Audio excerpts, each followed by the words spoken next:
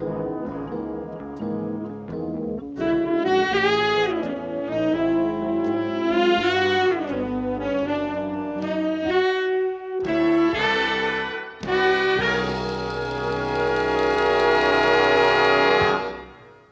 to the 5th episode of SteeleWatching, which is a podcast for Remington Steele fans. My name is Sara, and I am one of the hosts. And I am Eric. I am your other host. And we are going to be talking about the episode Thou Shalt Not Steal, which first aired on November 5th, 1982, and was written by Lee Zlotoff and directed by Leo Penn. So once again, for this one, I looked up the TV Guide listing in Judith's book and a couple of the other listings, and they all relatively said roughly the same thing. So the TV Guide listing for this episode read, Laura, and I kind of like this one because of the word it uses, so I picked this one for that reason. It said, Laura dragoons Steele into protecting a museum painting that carries a curse, and he's soon a believer. A woman from his shadowy past wants him to help her steal it. So, dragoons. Yeah. Somebody had to go to a thesaurus. Yeah, I was just going to say, there was a thesaurus. Yeah. That thing, that over there. Yeah. Somebody had to go to a thesaurus to get that word. I mean, nowadays it would just be Google, but yeah. Yes. At the time, they actually picked up a book and said, okay, what word could we use to describe Laura dragooning Steele to protecting the museum painting? So yeah, I particularly like that description. that is a good one, yes. It's also the episode where Pierce Brosnan's first wife, Cassandra Harris, makes her first appearance as Felicia, and Beverly Garland makes her first appearance as Abigail Holt. So I thought that was also kind of cool. And there aren't any overt movie references in this one. However, Cassandra Harris was a Bond girl, so I think it only fitting that we add her Bond credit to our list of movies worth checking out, which would be For Your Eyes Only. And that was Roger Moore and Eon Productions, 1981.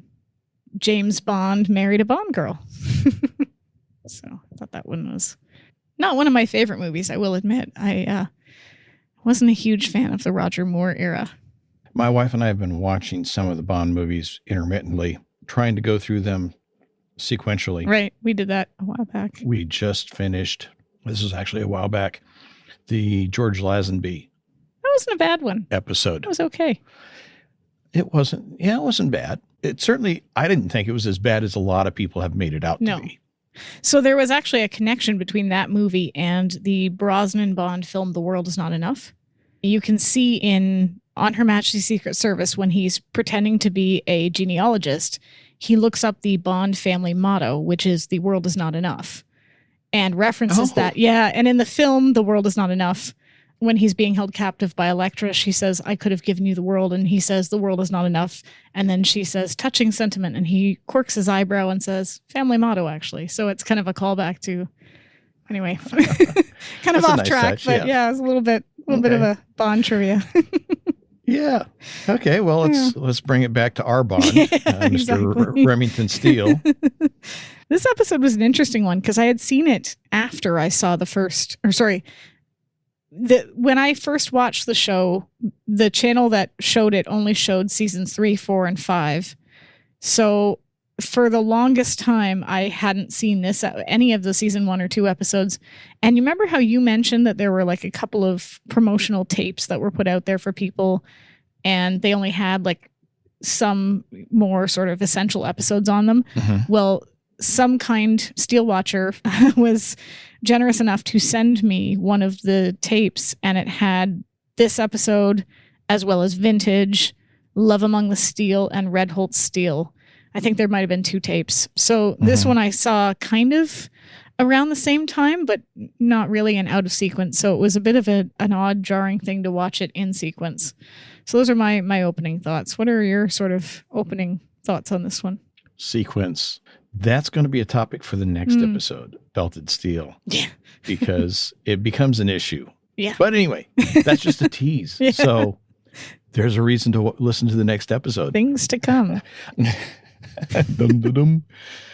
You know, this was a good episode. It was tough for me to make notes on because there were so many different pieces to it that really, For example, Laura's mother. Mm. There's so much about her mother in this episode that really has nothing to do with the episode itself. It doesn't. Has nothing to do with the crime, has nothing to do with the investigation. Now, eventually she does get involved in it, but there's so much of this stuff. It's like trying to describe in detail a Where's Waldo picture. Because that's a good way to put it.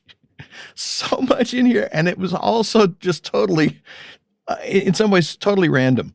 But yeah, I mean, it was a good show. And I did enjoy having Laura's mother. My God, I love her. There's some other issues with that. But yes, I enjoyed having her in the show.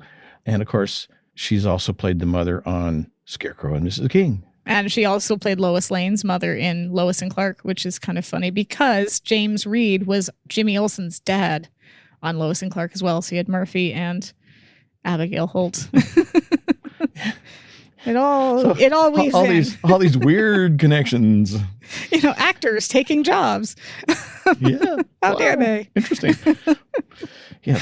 You're the one character you can never be anything else. Yeah, well, and she kind of played a mom in every single role that she took, almost, at least in these sorts of shows, because anytime she did these one-off parts, because essentially her character in Lois and Clark as Lois's mother was exactly the same. There was almost word for word even some of the same dialogue, which was kind of funny because it was like watching you think, are they long lost sisters?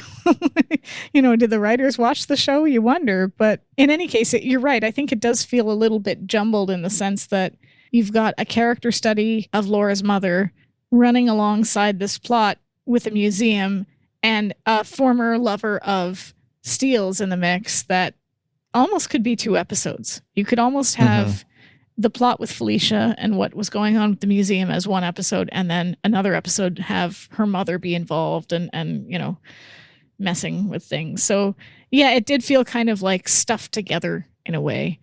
But I have to say, the first scene, all of the museum heist scenes, I don't know if you noticed this, but like the opening scene where Felicia's trying to steal the painting and the scene where Laura... We assume it's Felicia. Well, yeah. I'm pretty sure it was Felicia. Yeah, I mean, it's a good bet, but we really don't actually see who it is. True. Well, the opening scene where there's a thief trying to steal the painting, and then later on when Laura and Steele are trying to steal the painting, the guard is constantly... That poor man, I don't know if he needs help getting those dentures in, but he's been working on them for days. I had that in my notes too. What is this guy with his dentures? I mean, he's taking them off. He's cleaning them. He's playing with them. He's fitting them. He's taking them out again. He's see a denturist. He must really be bored, right? So that was I was like, at first I was wondering what he was doing, and I went back and I rewatched it a couple times, and I was, it's dentures, okay. And then I didn't notice it again until like I had to go back and check it out the second time when they broke in the second time, and I'm like, he's still doing it. That poor man's still trying to fix those dentures in. Maybe he just ought to go to the dentist and get a new set of dentures. Maybe that's the problem. They don't fit. I'm guessing they don't. So, so that's our opening scene. Yeah. And the second scene, here's my question, because you've got this opening scene where Steele is turning down. Laura's not there yet, obviously, for whatever reason. And we find out in the next scene that it's because she hit somebody with her car. Is this the first hint that we get about Laura's infamous bad driving? I think it is. That's in my notes, as well as the fact that I wonder if it's stress about her mother's arrival. Because she seems to only drive poorly when she's under stress. Like she drove like that when Wilson shows up, and she's obviously stressed out when he shows up too. So I wonder if maybe she was constantly stressed out in that relationship, and so her driving skills were. But so I mean, there's that. She's hit somebody. That poor rabbit. Right. I love that car.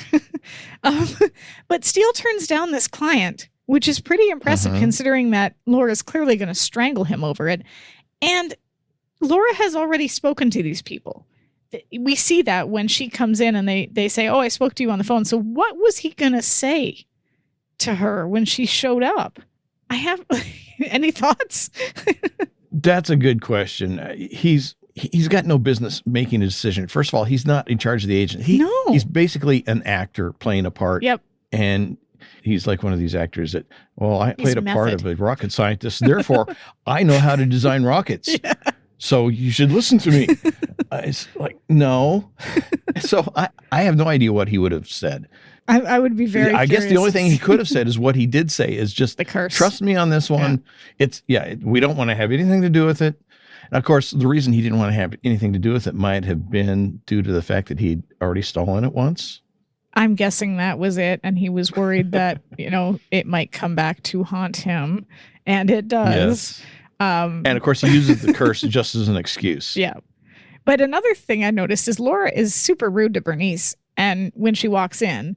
And then she asks about her schedule. Bernice says it's mild to moderate with scattered lunches. And then Laura says, I want it to be wall to wall. How does she expect Bernice to accomplish this? Like, just make the clients appear out of thin air? I had that in my notes as well. My idea was that she would just get out the phone book, call up random people and say, would you like to schedule a free consultation with our detectives? Has anyone been murdered and their case is not solved yet? Call us. Just maybe they do an infomercial. Yeah. Instead of a TV lawyer, they're TV detectives, like those billboards. Yeah. And ambulance chasers. Have you been injured in an auto accident? Call the Remington Steele Agency. Spying. Right. Think your spouse is cheating? We will spy on them.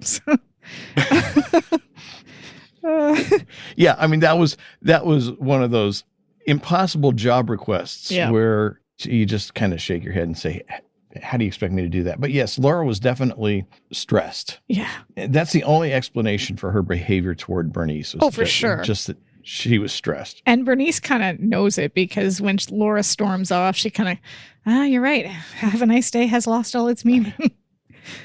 And then when Steele comes out, he's, is there something wrong with Miss Holt? Yeah, well, she's only acted this once, one other time. And that was when her mother showed up.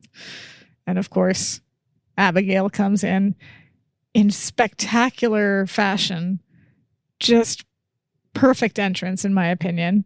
The cab drivers have to get rich on somebody's money, and then just launches into every sort of passive-aggressive statement she could possibly make. Yeah. Mothers, let's not go there. So here's one of the questions that I had as well. He begs her not to take this case and asks her that she just trust his instincts, trust him. And of course, she does the exact opposite. So why would she not trust him then, but then trust him later to steal the painting? To me, that's a bigger leap of faith. Yes, although she does explain it later when Murphy asks her basically the same question. Mm-hmm. She says, look, if he's going to steal it, at least if I'm there with him, I can keep a handle on the situation maybe a little bit. Which, of course, doesn't go her way. Well, yeah, of course not. But even if you don't have the result that you're looking for, I guess if you have some rational reason that you can come up with to explain why you're doing something. I kind of wonder if partly it has to do with, again, we find out later that she has a wild streak, that there is a part of her that is impulsive. And of course, obviously creating a man out of thin air and a person that doesn't exist and building an entire business off of it kind of tracks. So I sort of wonder if she's kind of curious and just, oh yeah, it's for the case. We're breaking into this museum for the case. This is we have to do this. It's for the case. I just kind of think that maybe, just maybe, this might be her rationalizing because she's sort of curious about his former line of work. Of course, it's rationalizing. But like I said, as long as you can come up with a logical reason and put the word logical in sarcasm quotes, you can convince yourself of anything. True. But I think the difference between the opening here and later is that the situation's changed. Yes. Here at the beginning, it's just a case. They're looking at potentially getting a lot of money from this case. Yep. And as she says, the agency has bills to pay and a reputation to maintain. So there's all of that. And then the way he comes across is not just trust me on this, but maybe there's a missing person, an unsolved murder, fresh out, a Cocker Spaniel. And her, I love her. Really? Just so falling in love with our letterhead again, are we? That's a good line. That's a really good line. I also like Abigail's still wearing your hair up, I see. The it's been so long, and the pointed comments, these offices aren't really all that bad. And Steele inviting her out to dinner. I wonder why he did that too. That was another thing that I sort of scratched my head. I wonder if it was, is he curious about what a family looks like because he's never had one? Does he just want to see what Laura's mother is like? Is he curious about her? He seems genuinely interested in her in a way that I wouldn't have expected. He didn't have to invite her to dinner. No, he didn't. But that was... I think it's less... I think it's a little bit manipulative. I don't want to say that he's doing it because he sees that Abigail causes Laura distress and heartburn, although there might be a little bit of that in there. Just kind of that mean streak that sometimes you have when you're trying to have a relationship with somebody, and you just every so often you just got to tease them. But maybe he figured he'd find out some more about Laura. Yeah, I kind of wondered if it was an attempt to see what she was like in sort of her natural habitat, so to speak, because how you interact with family is often very different from how you interact with, the people around you that you see every day. So he might have just been curious to see what traits she shares and where she got certain proclivities. And a chance to find out maybe a little bit about her past, her childhood, that she's not going to reveal. Nope. I mean, Steele doesn't reveal much about his background, or at least the parts that he knows about his background. So he's keeping secrets from her, and I suspect she's keeping secrets from him as well. So this would be an opportunity for him to find out things like she hides in the laundry hampers. I love that conversation. Don't worry, I checked. He looks behind him to see if she's there. Oh, I already checked. Yeah. And I think he also is having difficulty imagining why someone wouldn't.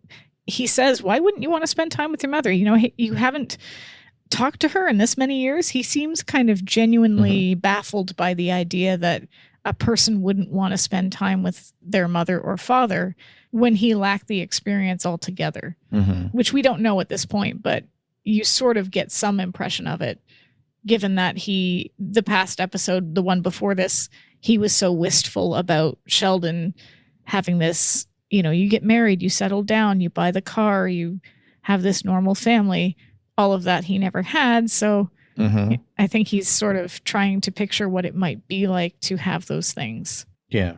And probably it occurred to him that she has never talked about her mother. No. And probably her father too, but she has never talked about her mother.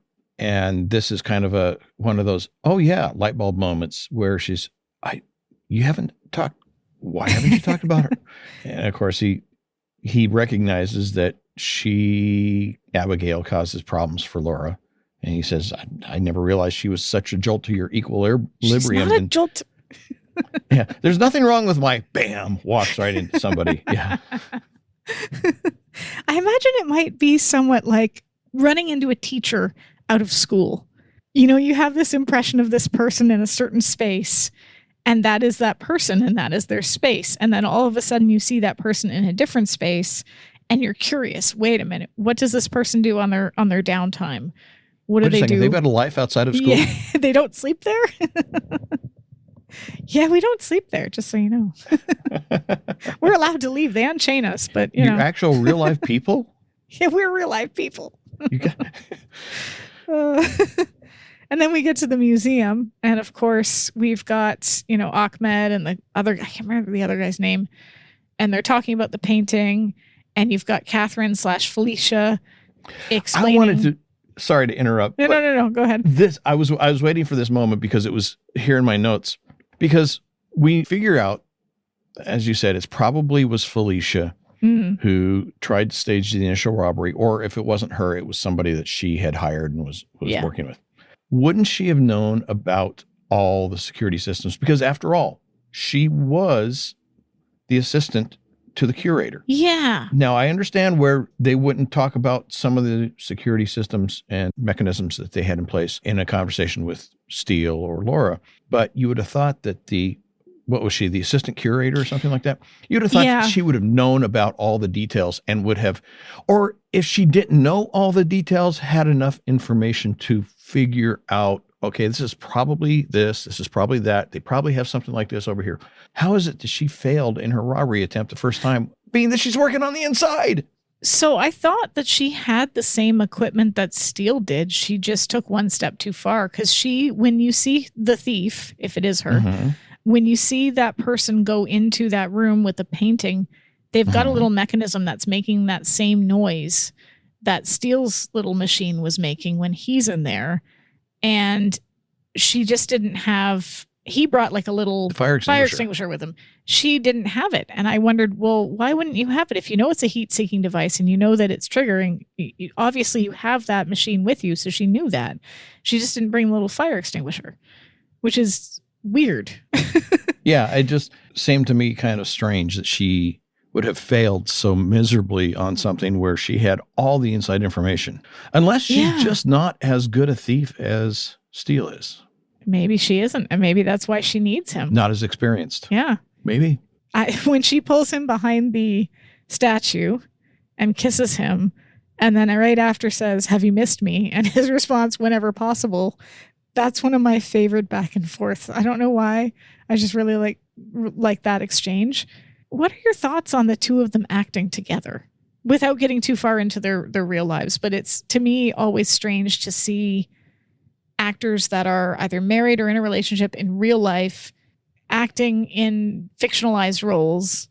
It always feels to me a little off. I don't know. I don't really give it a whole lot of thought myself. Maybe it takes me out of it, I think.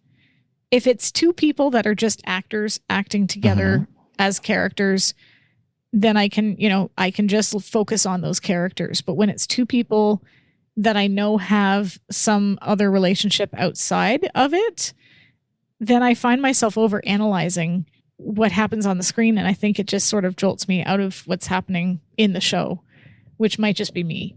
But that's the same reason why a lot of TV show, movie show producers will hire unknowns, because if they hire somebody who's a known face, it can pull people out of the story and into the person, the actor. Yeah. And somebody like Tom Cruise is Tom Cruise in every movie he's in. He's there, Tom Cruising it up. So if you need someone who can disappear into a role, he's not that guy. And yeah, I think you're right in some respects that they pick unknowns for that same reason. And maybe that's why, if I hadn't known that they were married, I probably wouldn't have even thought about it. But I did. And so, because I think back then they were, even though she had been a Bond girl, I think that for the most part, they were comparatively unknowns. Yes. They were not big names. No, neither one of them. And so it worked. Yeah. At the time. Yeah. Yeah, I think that's fair. So, and her role, I love Felicia. I just really love. How could Laura have not been suspicious about them being behind the statue and him coming out, wiping his face, wiping the lipstick off his face or whatever it was? Fabulous sculpture, that Rodin. Yeah. It's like a telly. And they were back there for a while. Yeah, I mean, and he was obviously flustered. Yeah. Very, very flustered. There's a word for it. Hello, Laura. Yeah. McFly. She just wanders off with Ahmed, and they had quite the conversation behind that statue. And then to turn around, what are you doing behind there? Oh, nothing. It's a fabulous sculpture. Nothing to see here. Coming out. Yep. Nothing to see. Go on. And then you've got Laura getting ready for dinner while her mother cleans her bathroom because she hates mess. Oof. Typical mother move. This is so passive aggressive. Yes. It's at the point where I think I would have strangled Abigail myself personally. Asthma be damned. I would have just been, so it's no wonder she's so frustrated when her mother's around. This woman is constantly comparing her to her sister. And I did point this out because this is one of the later oopsies when it comes to canon on the show. I doubt a show like this would have had a show Bible. But in this episode... I'm sure they probably did, but they didn't always check it. Yeah. In this episode, Abigail says that Donald owns several athletic footwear stores. And later on, he's a dentist. Yeah, I can almost come up with a rationale to explain that. I can't explain. Middle child? No, I can't explain Abigail's perspective on it because a lot of people invest in businesses that are unrelated to their profession. So, a lot of doctors might invest in real estate or athletic shoe stores or whatever. So that part isn't necessarily a surprise, but fair enough. Abigail talking about him being a business owner and in the athletic shoe department business, as opposed to him being a dentist, that one wouldn't make sense. No, especially since she tells her grandmother that she's engaged to a dental assistant with great prospects for marriage. You can see that she's got a fixation on this idea that Laura has to be married to someone with a good job and living in a house with the white picket fence and 2.5 children. That is the obvious path for Laura, according to Abigail, and Laura isn't following that prescribed path. I wonder if Laura never says whether or not she's interested in marriage, but it doesn't seem that she's uninterested. It just doesn't seem like it's a priority for her. And not right now. Yeah, and I think that kind of baffles her mother, but we know she lived with a man. Do we think she would have married Wilson if he hadn't left? And did her mother even know about Wilson? That last part of that question. That's an interesting part of that question.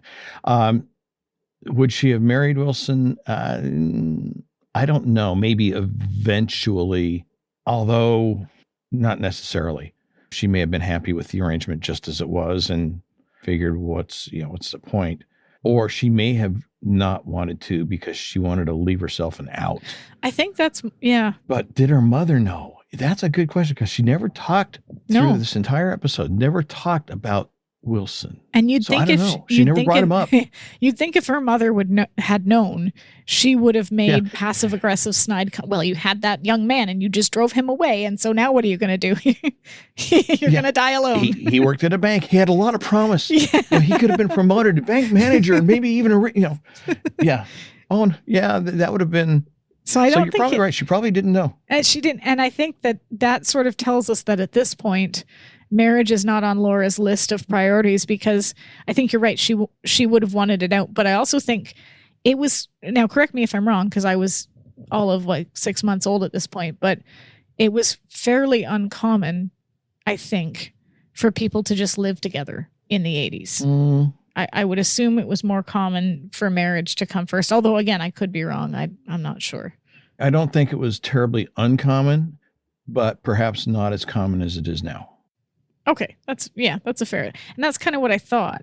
And as far as her mother not knowing, it's entirely conceivable that she didn't know, maybe that the relationship with Wilson started just prior to Laura not communicating with her mother, because Steele asked her that question. You mean you haven't talked to your mother for 3 years? That's a long time. It is. So it's entirely possible that she had just started her relationship with Wilson. They just maybe started dating just casually or whatever.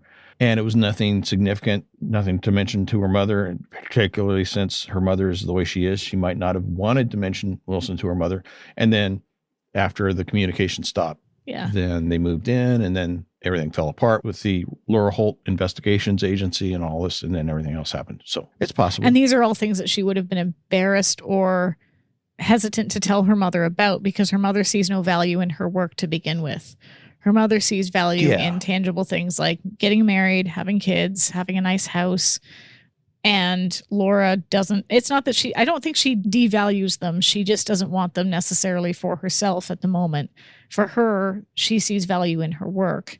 And if things were going poorly with her work, she probably wouldn't see her mother as someone who would understand. Yeah. At this point, that's the rationale that we would apply.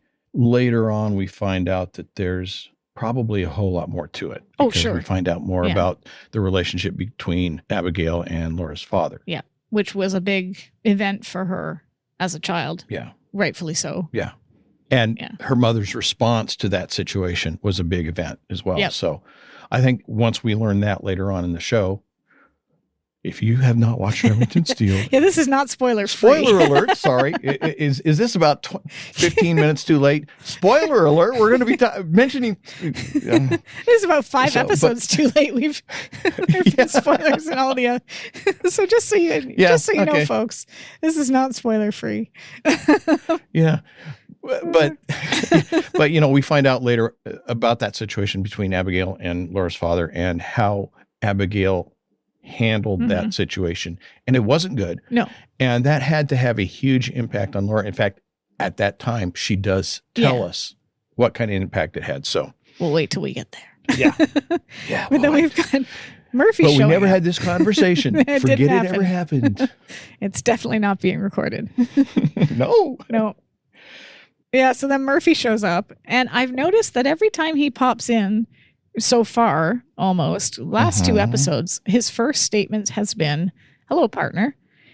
And really? Because I think he thinks that, but I don't think, and we've talked about this already, but I don't really think she sees him as a full partner because he's rarely included in the more important aspects of their work. She didn't ask him to help with the taxes. She gets him to run mundane errands. In the last episode we watched, she went a whole weekend with the CAA nonsense and didn't even phone him. And he wasn't around. He's not around when she takes on clients. Now, obviously, she's getting Steele to come in to play the part. That's literally his only function, supposedly, or it should be his only function, is to smile and show his pearly whites. But theoretically, Murphy would be there too, and he isn't. He's almost never there when Laura speaks with a client. So the only explanation I can come up with just off the top of my head, because I hadn't thought about this in that particular way that you just put it now, is that she is the senior partner from the standpoint that she probably invested, where did she get her money? She probably invested more money into the startup of the agency than Murphy did. We've wondered.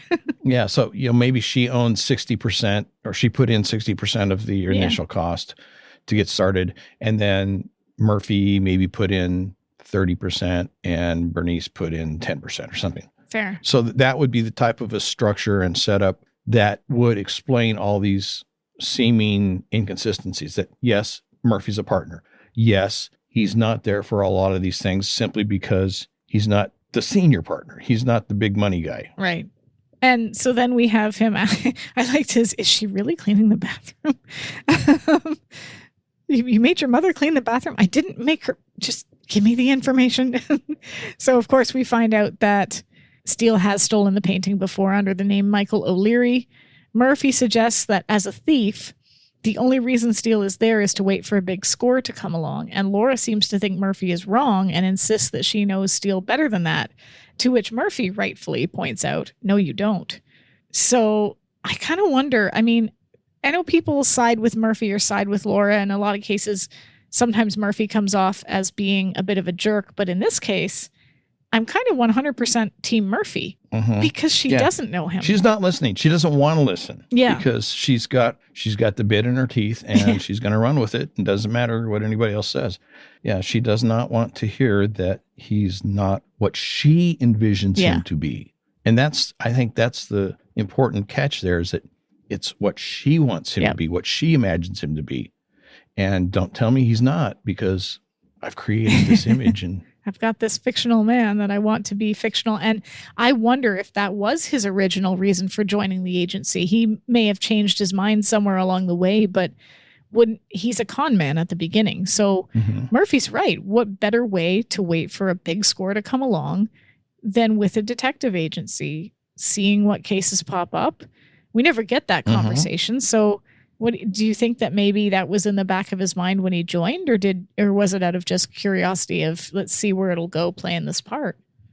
I don't know. I mean, you can't totally dismiss the possibility that it was at least a little bit in the back of his mind, but I would think that quickly dissipated and it became the challenge, because he did say in that initial episode that he's somebody who relishes the challenges. Yeah. And he also didn't go after Royal Lovulite when he said he wouldn't. Yeah. He did have some integrity in that. So, yeah, you can't necessarily dismiss the possibility, but I think that it quickly was a non-factor. Fair enough. I think it was more the idea that he wanted to take a break and liked the idea of being a face and get lots of money and, wine and dine lots of women and just not have to worry about being two steps ahead of the law at every turn for at least a period. I don't know if he was thinking I'll join and I'll stay. It might have been just I'll join and I'll play around for a bit and I'll enjoy the ride and then move on to the next thing whenever the next thing comes along. But I don't think that he necessarily intended to leave Laura in a position that would hurt her agency. Probably not. At least not intentionally. Yeah, I think that's probably more. But again, Murphy's right. She doesn't know him that well. So her blind faith here is a bit of a red flag, I would think. Yeah. And then driving to Remington's apartment, Abigail's still going on about Frances and her perfect life. And, Laura says, I don't want to marry a jogging shoe. And I love the bit where Abigail says, who says you have to do that? There's other options. And do you really mean that? Sure. Take your Mr. Steele. I bet he's a catch and a half. And the face on Laura. Yeah. Okay. So she wasn't talking about other options than marriage. She was talking about other options than a sporting good. Yeah. Oh, poor Laura. Because you see she's got her hopes up and then quickly just stomp down Dashes on. Dashes them. Yes. And then she gets to Steele's apartment. And of course, he's not ready. But what's weird is that he apologizes for not being ready. Comes out. He obviously doesn't know Felicia's in his bedroom yet. And he's not ready. Her mother's waiting downstairs. And instead of, I don't know, putting some clothes on, the man starts pouring drinks. Wasn't that what you do, I guess? I don't know. In your bathroom well, robe? Maybe he figured, oh, it's going to take me a few minutes to get get dressed. Okay, let's get a scotch. And so give her something to drink, give her something to do while I'm finishing up. Yeah. And he's asking about Abigail and, questioning Laura and her relationship. And then, of course, Felicia makes her debut, calls her Miss Bolt. And again, we've got a really risque exchange here with, is she here on business or do you have something wicked in mind? And then shame I didn't know about it sooner. Sounds like fun, but I have my mother downstairs. Ooh, that's too kinky for my blood. Yeah, that's I got that in my notes too. Yes. Yeah. Ooh, they got Bolt. I gotta say Nora Bolt. Yeah, Nora Bolt. I gotta say they got a lot past the censors, considering this wasn't obviously meant to be a show that pushed boundaries in that sense. So you get references to sexual relationships and things like that, but you never really get any extreme stuff, and you don't get the blood isn't real. So every now and then a comment like this will sort of cause you to sit back and go, oh, right, they're talking, okay. Talking about threesomes. Interesting. Okay. And then Laura leaves, obviously. And just before she gets on the elevator, she is kidnapped. Yes. By the bodybuilder who just takes the woman coming out of Steele's apartment, which she's on an elevator in a hallway. He doesn't even know that she came out of that apartment. He really doesn't, because the doors open just as Laura is approaching it. Yeah, she's already shut the door, so she could have come out of any apartment. Not very bright. I guess when you hire henchmen, you get what you paid for. Unless this is high enough in the building that his apartment is the only one on that floor. I think he makes reference to a neighbor at some point. Or maybe that's just something I read that's true. in fan fiction. I don't know. Could be fanon, maybe not canon. I'm not sure. So you've got Felicia telling Steele that there are desperate men after her. And just as she says that, of course, we see the man who has kidnapped Laura ask Abigail to move the car because it's blocking the van. She moves it. He's so polite. And I just love that exchange. Thank you. Thank you. That's so helpful. Thank you very much. Just really, I wonder if he's Canadian. I just think that that's the most polite kidnapping I've seen on TV. Abigail kindly moves her car. And then Felicia reveals that she's swindled this person named Gutman and that she saw the painting as well as a photo of Steele, used that as an opportunity to blackmail Steele into helping her. And it's clear that she expects him to just jump at the chance to steal the painting. So instead, when he tells her he's all world out these days, is he making a conscious decision to leave his old life behind for good? Or is he just sort of realizing that it's not what he wants right now? You know, this scene, because there's a line in here that I wrote down, and your question just triggered two thoughts from opposite sides of the brain here, and they ran into each other. Oof. Yeah. They've fallen down. There's birdies flying overhead. Help, we've fallen and we can't get up. Old 80s commercials. They're talking about having previously stolen the painting. Yep. And he makes the comment about, as I recall, the insurance company we recovered it for showed their gratitude by not paying us. Yep. That in itself, that statement, they showed their gratitude by not paying us. There's so many questions I have about that I want to get into. But the fact that when they previously stole it, they stole it for an insurance company. Yep. So they were doing a recovery job. Mm-hmm. He was there to pursuing the Royal Laviolite as a recovery. for the reward, for the recovery. Finder's fee. So maybe he's big on finder's fees. He is big on finder's fees, as we find out later. Yeah. But maybe he wasn't the type of con man that we have always envisioned. Maybe he was a con man only as part of his endeavors to recover stolen properties, or at least at this point in the series. We have evidence that his thievery that he's done in the past has not been for personal gain. It's been for stolen merchandise recovery, almost like a bounty hunter. Well, but there's personal gain at the end of it. A bounty hunter, but you still get But he's not stealing the items to steal them for himself so that he can sell them as a thief would sell something that they've stolen. He is stealing them to recover them for the rightful owners. Yeah, and his previous acquaintances that we've seen so far, other than Felicia, were the guy in the second episode whose my brain is shorted out, but the one who dies, and he says he's read The Wizard of Id and he put his kids through college. Yeah. He seems to have, as we talked about before, a bit of an honor among thieves or integrity about the people that he associates himself with, aside from that one statement about guys named Bruno and cement shoes. So, and as we see later on, even the cons he's pulled with Daniel, which spoilers, have been cons that have only hurt people that deserve to be hurt. I guess you'd call it the people that maybe had it coming anyway, I guess. The Robin Hood syndrome. Yeah, I think it would have been a bit of a Robin Hood syndrome, because he doesn't seem like that. He's got a lot of integrity. He didn't steal the Royal Laviolite when he knew that doing so would harm Laura, even though he barely knew her. And now he intended to pursue it as it went elsewhere. But he says he's not going to steal the gems while they're under her jurisdiction. So I think you're right. There's definitely a streak of honor in him. And so Felicia approaching him to steal it now, there's no gain that is... This is a different situation. This is very different. And he's being blackmailed. Yeah. And about that part about the insurance company showing their gratitude by not paying them, I am at a loss to explain bizarre. What kind of circumstance, unless they did something that was... Did they lose the painting? I wonder, because it ended up back in the museum. After they stole it, they lost it? Yeah. So I don't know. That's just kind of a weird line that it's never explained. Doesn't make a whole lot of sense. Yeah. It's never explained. We never really get that story.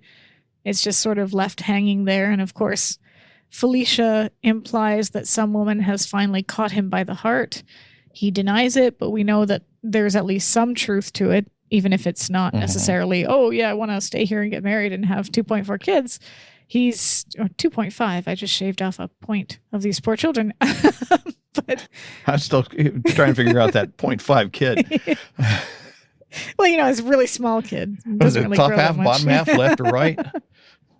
But yeah, I think he's realized that at least part of him is intrigued by Laura in a way that is not physical. I mean, it is physical, but there's also something else there. I think that's why he's asking all the questions about her mother too, because he's not used to trying to get to know the women that he's with beyond the very superficial. And now he's like, oh, you've got a mother? Oh, tell me about your mom. Why haven't you been in contact with her? So and then he finds out more about her than he wants to. Oh gosh. Yeah. Then we've got Laura with the barrel and Gutman, and she manages to fake an asthma attack in order to escape. And now this is the scene where Abigail is talking to Steele is another bit of Laura's past that gets kind of retconned later on, because Abigail says she's always been a difficult child. And then she says, my middle one, which we never get any evidence that there's a younger sibling beyond Laura later on. It's just Laura and Francis. So I guess they forgot about that poor. I guess that was one of the 0.5. Yeah. Didn't make it. It's tough to keep track of that 0.5 kid. 0.5 gets. But I think it's interesting that she confides here to Steele about why she and Laura are sometimes at odds. Tells him that whole story of the laundry hamper. Explains that she wants Laura to find a man and get married, something that a woman of her generation would have been expected to do. And then even admits that she lies to Laura's grandmother by telling her that she is a dental assistant on her way to marriage. Is that awful of me to create a complete fiction about someone like that? Sounds more like a family trait. And I think, though, is it? Do she and Abigail have more in common than Laura thinks? I mean, maybe that's what frightens Laura. Maybe, because we often identify with one parent or another, but sometimes the parent that we have a more antagonistic relationship with is one that we have more in common with in terms of personality traits. Maybe not things in common, but just the basic stubbornness or what have you. And with Laura, it seems to be the single-minded focus on her career. With Abigail, it was a single-minded focus on family and marriage, which we know ultimately didn't turn out to be successful. But I wonder if those two traits, and then of course the making up a complete fiction, is that awful of me? Does that make me a bad person? It's more like a family trait. And then of course that's one of my favorite bits where the laundry hamper story, and I checked. Yeah. In this scene, we also have something that leads to more moonlight bashing. Yeah. And that is this conversation that Laura and Steele have. And I think this is one of the first examples of it that we've had, although sequentially it may not have been in terms of production. They're talking over each other. Yeah, I love it. Which, up to this time in television, that was kind of a no-no. Yeah. And really, Remington Steele, I think, started that. And yet, so often, moonlighting is credited with originating this idea. Yeah. But here, Laura's reading Steele the Riot Act about having just been kidnapped by Gutman. And he's trying to make excuses. And this is just one example of the fact that this originated with Remington Steele. And if I can get on my soapbox here, just more evidence that the industry has a bias against Remington Steele. Oh, for sure.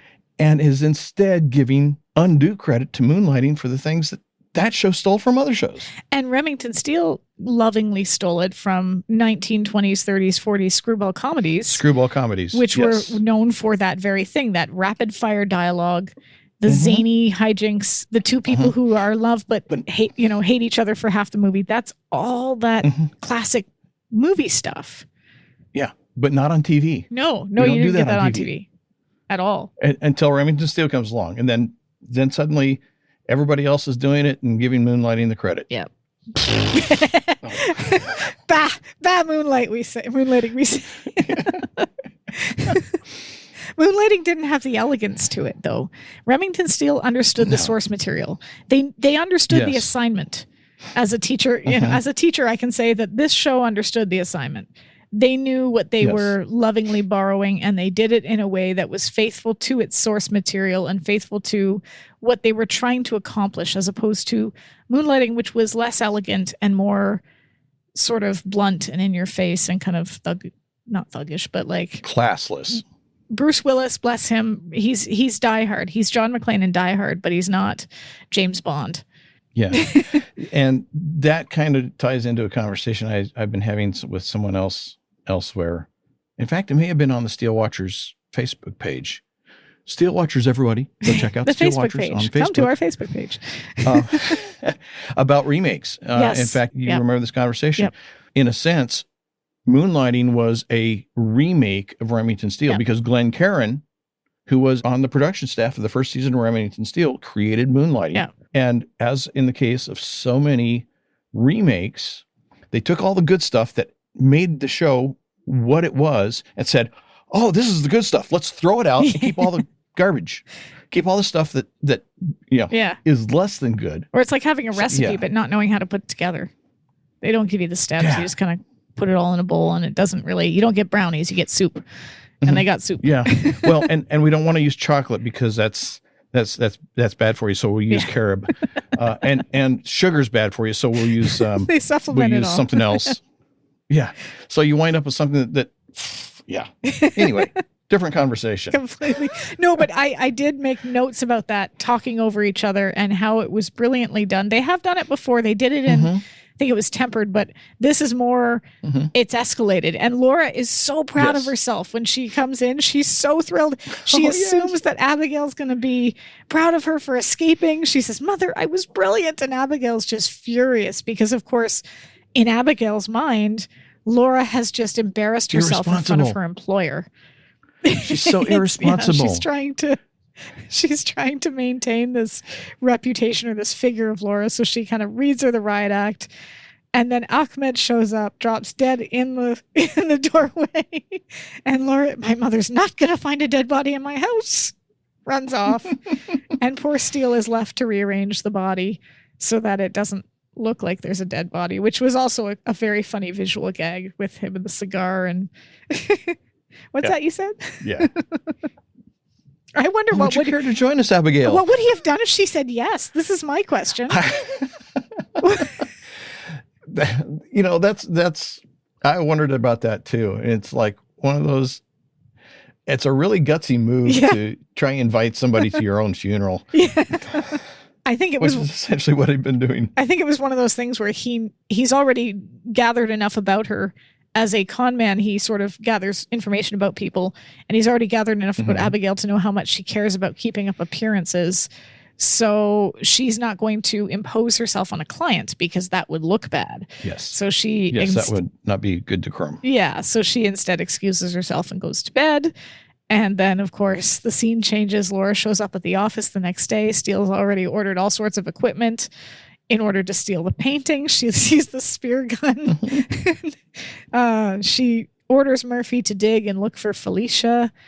And this is the scene. She walks in and she says, I don't think this arrangement is in the best interest of the agency.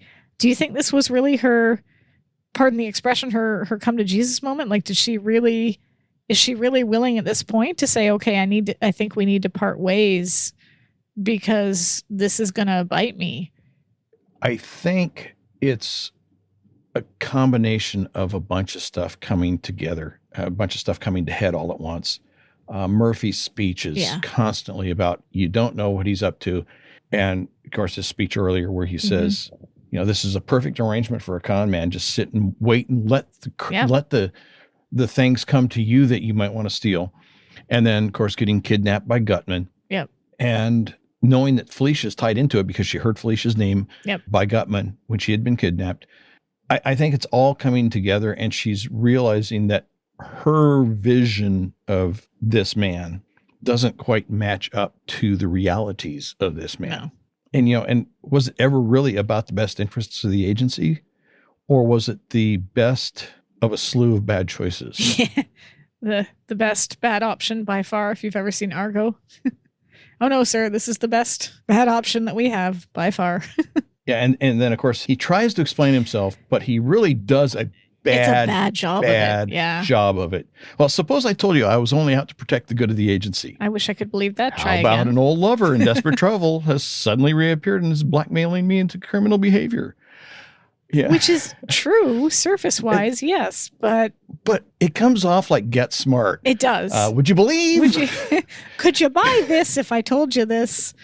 And if he just went into a bit more detail and said, listen, this woman, this is what's happening, because Laura's already met Gutman.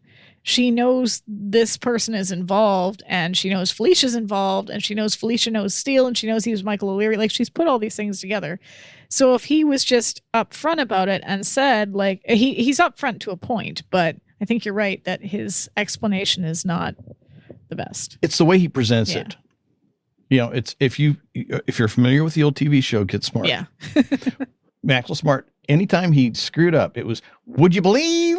And it's like you say, he's trying to sell you a story. Yeah. It's not a true story, but it's a story. And if you'll buy it, and even though Steele here is telling the truth, it's the way he presents it. Yep.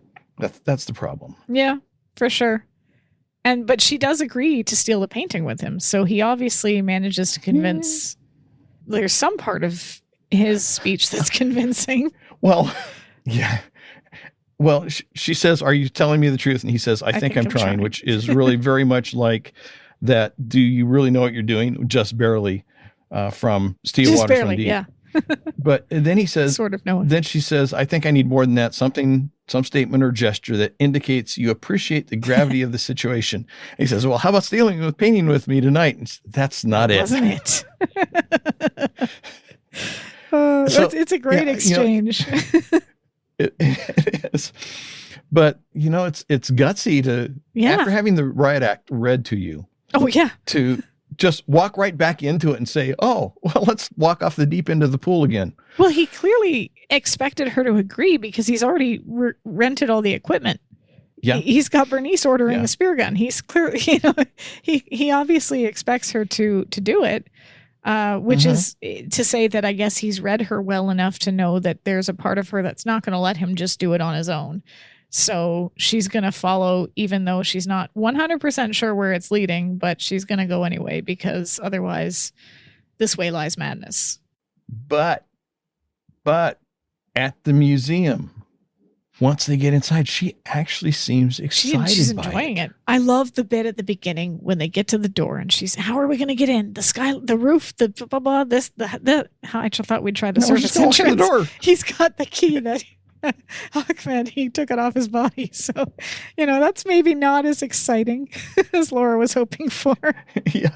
But the rest of the heist scene is really well done. I like that we get a good amount of time spent. And of course, the guard fixing his dentures.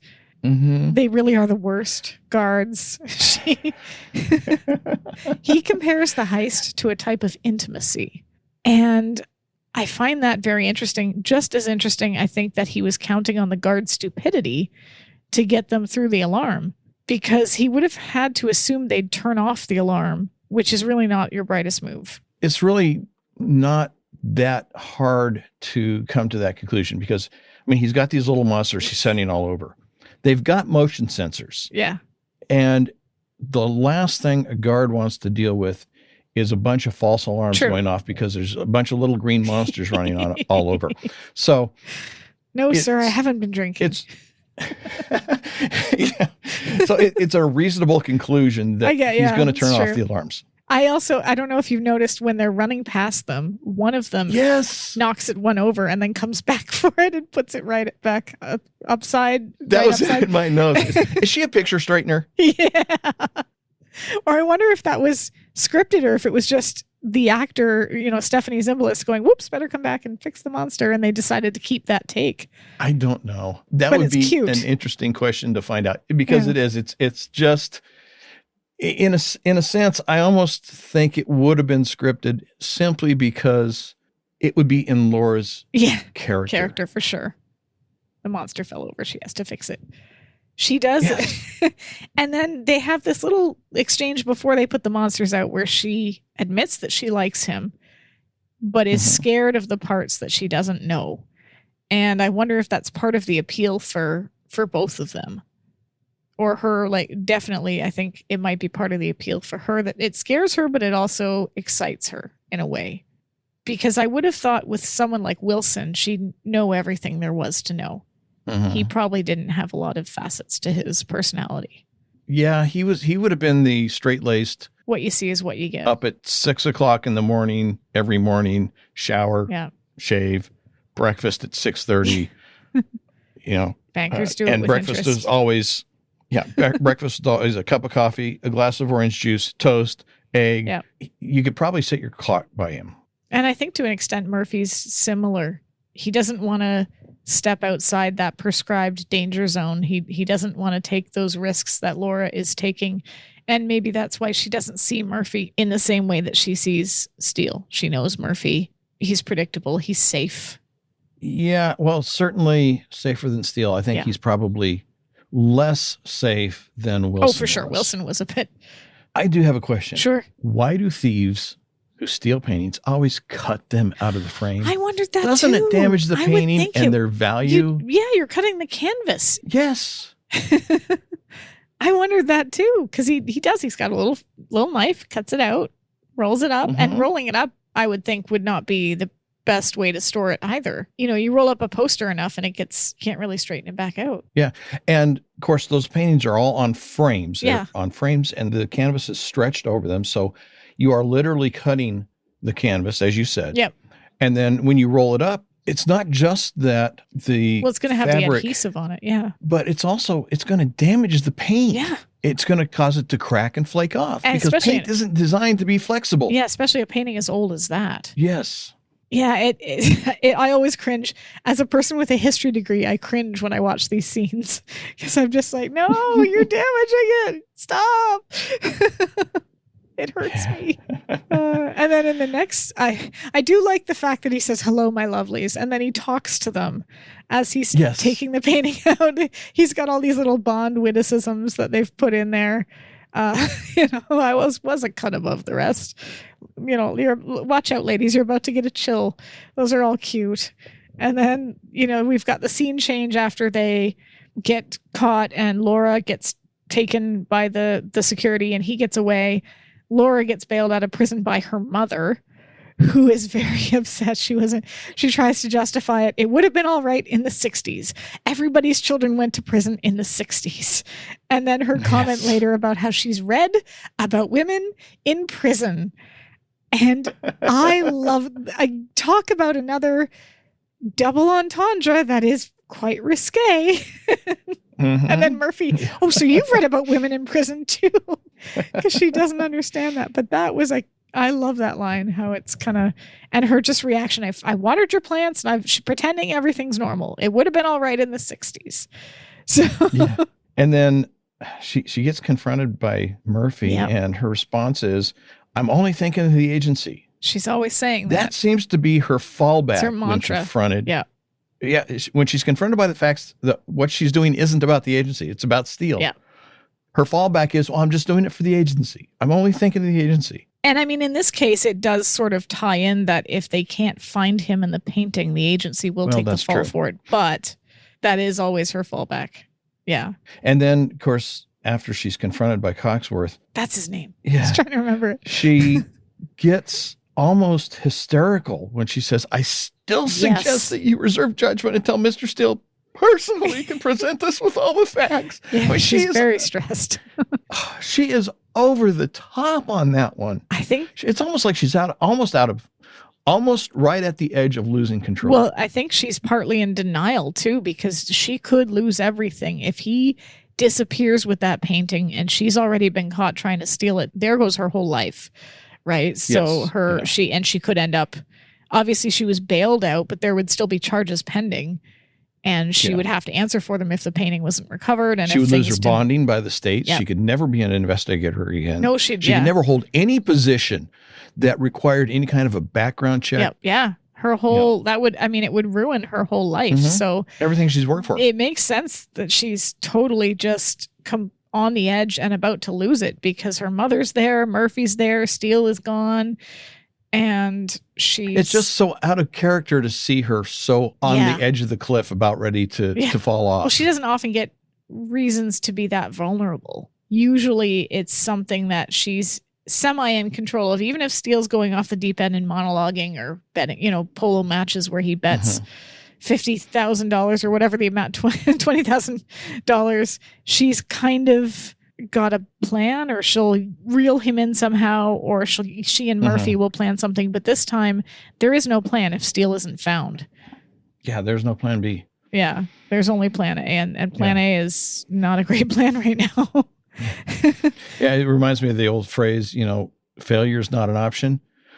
My corollary to that has always been, that's because failure is inevitable.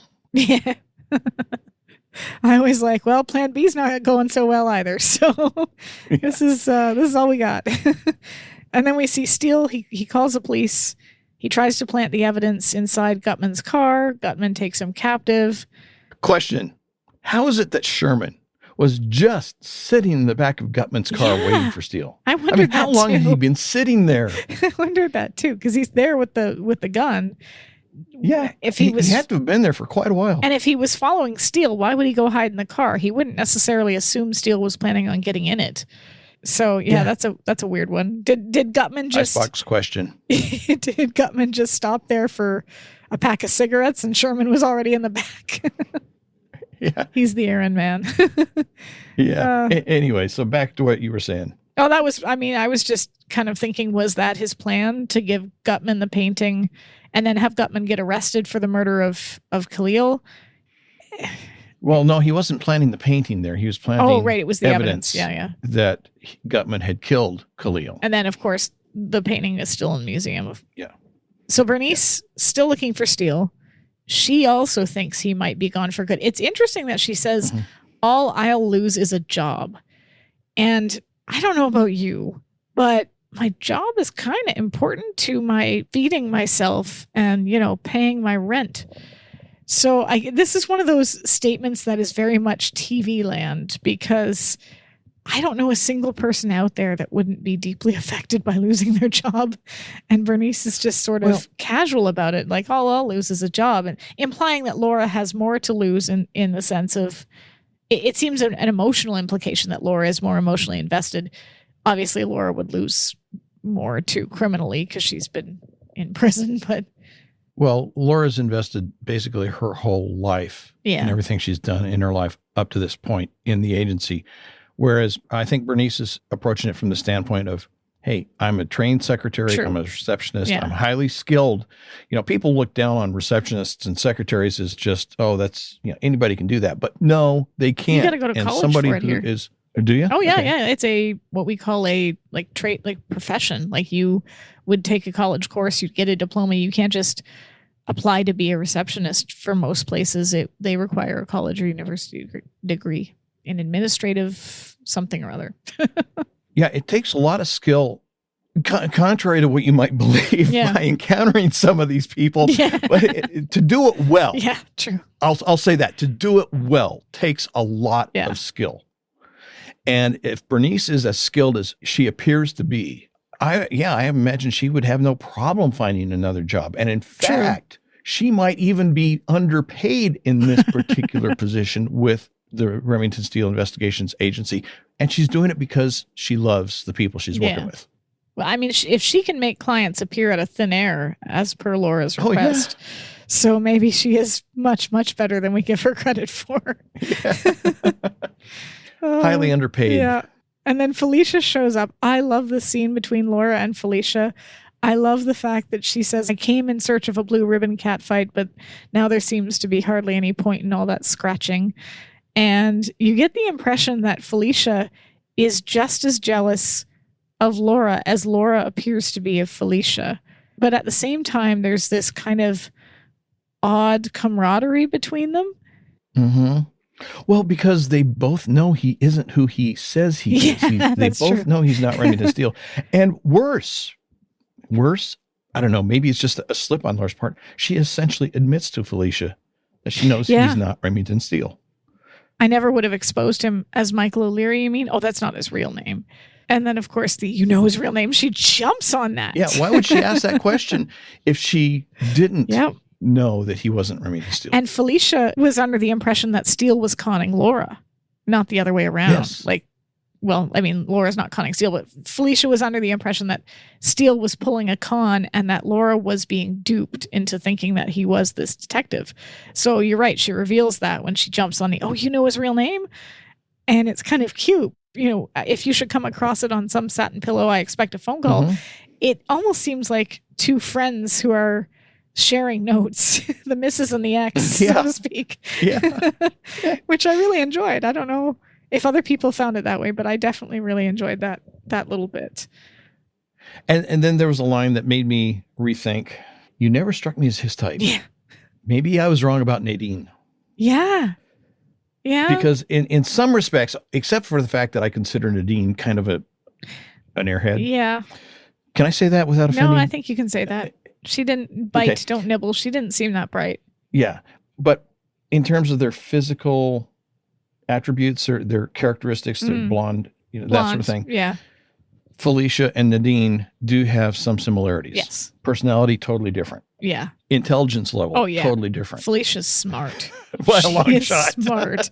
She knows what's what, and she knows how to get what she wants. And she's different from Laura in the sense that Laura has a bit more of a conscience and a bit more, she's not as ruthless. But they are very similar in a lot of ways. which is interesting because Felicia seems to me, at least, to be one of the women in his past that he had maybe more of I wouldn't quite call it a relationship with, but there's definitely more of a mutual respect factor. Yeah. Well, they worked together. Yes, I mean, it she's a wasn't colleague. just that he was conning her, or yeah, there was no. He was pretense. conning her, or she was conning him.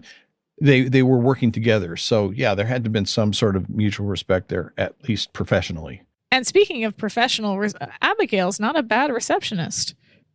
Oh, I mean, I'm going to disagree with you. I'm going to disagree with you. Trying to figure out how to press the Can buttons. she ever have a conversation where she stays on topic? No. And doesn't ignore what the other person says and doesn't try to dominate the conversation? That's not Abigail's way. She is the queen of passive aggressiveness. I love it. I'm sorry.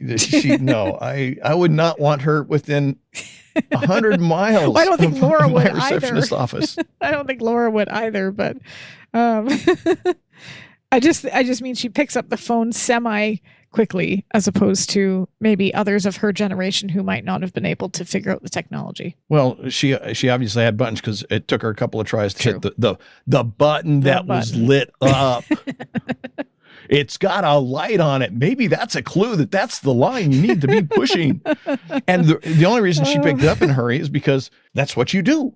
You pick up the phone in a hurry. You don't let it ring. That's not polite. Okay, fine. We're not hiring Abigail. That's not Canadian. Oh. That's not no, we just apologize and offer to send them a box of Timbits. Okay. So Abigail's on the phone and let's see, what next? Laura brings her mother and Felicia to where they are keeping Steele. Felicia comments that she thinks it's sweet that Laura has asked her mother to work with her like that, which I find very cute. I am curious about the sudden flip by Felicia. What precipitated that? Because back at the office with Laura, she was, as you say, they were almost developing this buddy-buddy friendship or relationship. They were cordial to each other. Yeah. And here she's trying to make Laura jealous now? Yeah, they're sort of both tugging on him, which I find rather funny because metaphorically it would be his old life and his new life literally tugging on each side. And I don't even think there you go, getting all philosophical. Oh, there it is. But I don't even think that she's necessarily trying to. Yes, she's saying all the stuff about the Riviera and all the things that are sort of designed to make Laura jealous, but I don't even know if that's necessarily the goal, more so than it is to find out just how close they are to one another. Because Laura denied it, and then Steele denies it, says it's no use trying to make her jealous. We're strictly platonic. And she says, yeah, she tried to tell me the same thing. I don't know that I think she's still trying to make Laura jealous. Partly, for sure. It may be for the reason that you say. Yeah. She's trying to test the waters that they're in. Yeah. But to me, I read this as definitely, I'm trying to make you jealous. I think she wants to assert that she was there first, for sure. And I think she also kind of wants to see how far Steele is caught into this game that he's playing. Because she commented earlier about how someone's finally caught him by the heart and how he seems to be somewhat domesticated. So I wonder if her comments are as well kind of trying to see what his reaction will be and gauging how much she's lost her hold on him. Yeah, it could be. But yeah, it struck me as like, wait a second. Where did that come from? I enjoy it. You were all making nice. They were making nice when he wasn't in the room. Yeah, okay. There you go. And then, of course, Abigail comes in, has an actual asthma attack. They get the gun. Mm-hmm. Laura apologizes, and finally Abigail says, oh, don't apologize. Now I know what you really do. And I wonder, is this the turning point? Are they going to be able to have a better understanding of each other? Or I know Abigail shows up again and we see a little bit, but we don't really get. I guess my question is, why does it matter to know what she really does? Laura says to her earlier on, I'm a private investigator, and Abigail admits, I wish I knew what that meant. She sees it. Does it mean that she's finally understood that Laura's career is important, or that she is passionate about it? Or like, what is it that changes things when she says, now I know what you really do? I think there was a little bit of, what do you want to be when you grow up? Yeah. Because to Abigail, it was always Laura is playing detective. She's not really a detective. She doesn't even really know what being a detective is. She's playing imagination like a kid would. Okay, yeah. And so she doesn't take Laura's profession seriously. She thinks it's just a lark, or it's something that she made up, maybe. Yeah. And she doesn't really understand, or maybe she thinks it's just a glorified secretary. Yeah, it could be that. Yeah. And she's got more aspirations, higher aspirations for Laura than just to be a secretary. Yeah. Yeah, it could be that, because she doesn't really understand exactly what the job is, I guess, until she sees Laura in action. And then she realizes Laura just saved her life. She saved everybody, you know. So maybe that's it. Maybe it's just simply that she kind of realized it wasn't, like you said, playing pretend. And then, of course, we get Steele revealing the painting was in the museum all along. Laura apologizing to him, asking him why he didn't keep the painting, and his line of, "You can't be serious. I don't want the 5 Nudes of Cairo. It's got a bloody curse on it." Yeah. Such a wonderful tag. I love it. Well, earlier in that scene, Steele gets credit for recovering the painting, or not necessarily recovering the painting, but capturing Gutman, getting rid of, the threat to the painting. And he passes on the credit to Laura. Yep. And he says, well, I was indisposed at the time. So again, like in Still Waters Run Deep, he's kind of deferring or passing along the credit and the appreciation to Laura, which is what he should be doing. Absolutely. Because, she's the one who's really solving the case. Of course, the difference here is that he's not embarrassed in the same way that he was in Still Waters Run Deep. Nobody's idolizing him, though. Yes, that's true. Yeah. That's true. He was literally, in this episode, he was the damsel. He was the, usually you get the woman that gets kidnapped and the hero rushes in and saves. He was the damsel and Laura saved him, and it was very cute. Yeah. Well, that's one of the things that Michael Gleason said that he wanted to avoid was falling into the same traps that every other TV show fell into, which is one of the reasons why in Tempered Steel that he rescued Laura by trying to find a pencil. It wasn't that, she's in distress. I'm going to write in. I'm going to be the hero and save the day and save the damsel. No, it's like, I need a pencil. Neither one of them are particularly action-oriented, as evidenced by the fact that their gun is never on them. So it's definitely a bit refreshing to see that they're using brains over brawn to solve these cases and these murders. But definitely it was funny to see those roles reversed as well and see he's the one that's kidnapped. Yes. She's the one that, again, sort of saves him by accident because Abigail's the one that has the asthma attack and then she uses that opportunity. Right. So it kind of goes their way.